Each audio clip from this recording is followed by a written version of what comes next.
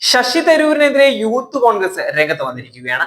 തരൂരിന്റെ ഓഫീസിലേക്ക് മാർച്ച് നടത്താൻ ഒരുങ്ങി യൂത്ത് കോൺഗ്രസ് വന്നിരിക്കുകയായിരുന്നു. DCC ഓഫീസിൽ കേന്ദ്രീകരിക്കാൻ പ്രവർത്തകർക്ക് നിർദ്ദേശവും നൽകിയിരുന്നു. എന്നാൽ നേതൃത്വം അതറിഞ്ഞ് മാർച്ച് നടത്തുന്നത് വിലക്കുകയായിരുന്നു. മാർച്ച് തടയുമെന്ന് മറുഭാഗവും അറിയിച്ച കാര്യം തന്നെയാണ്. ഇതിനെ തുടർന്നാണ് KPCC നേതൃത്വം ഇതിൽ ഇടപെട്ടത്. മാർച്ച് നടത്തരുത് എന്ന് KPCC നേതൃത്വം നിർദ്ദേശം നൽകുകയായിരുന്നു. രാവിലെ 11:30ക്കാണ് തരൂരിന്റെ ഓഫീസിലേക്ക് യൂത്ത് കോൺഗ്രസ് ജില്ലാ കമ്മിറ്റിയുടെ നേതൃത്വത്തിൽ മാർച്ച് സംഘടിപ്പിച്ചിട്ടുണ്ടായിരുന്നത്. യൂത്ത് കോൺഗ്രസ് ജില്ലാ ഭാരവാഹികളാണ് നിർദ്ദേശം നൽകിയത്.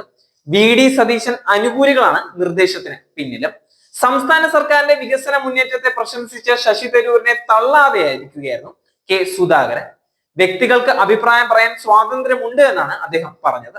പാർട്ടി തീരുമാനമാണ് ഔദ്യോഗികം, പ്രവർത്തക സമിതിയിൽ നിന്ന് മാറ്റണമോ എന്നുള്ള കാര്യം തീരുമാനിക്കേണ്ടത് ഹൈക്കമാൻഡാണ് എന്നും സുധാകരൻ പറയുകയായിരുന്നു.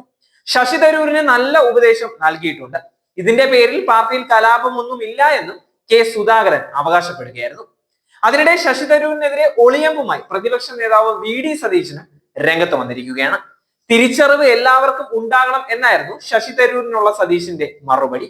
സർക്കാരിന്റെ വ്യവസായ രംഗത്തെ നേട്ടത്തെ പ്രശംസിച്ച തരൂരിന്റെ നിലപാടിനെ സംബന്ധിച്ചുള്ള ചോദ്യങ്ങളിൽ അസ്വസ്ഥനായ VD സതീശൻ കൂടുതൽ പ്രതികരിക്കാൻ തയ്യാറായതുമില്ല.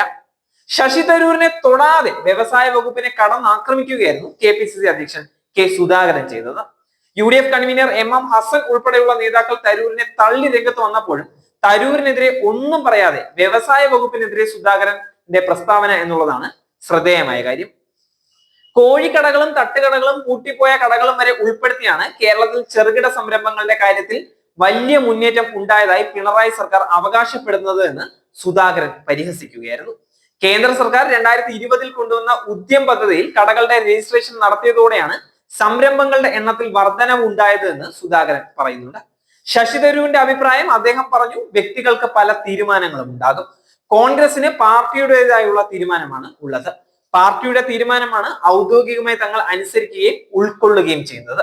ശശി തരൂരിനെ പ്രവർത്തക സമിതിയിൽ നിന്ന് പുറത്താക്കണോ എന്നുള്ള കാര്യം ഹൈക്കമാൻഡ് ആണ് തീരുമാനിക്കുന്നത് എന്നും സുധാകരൻ പറയുകയായിരുന്നു.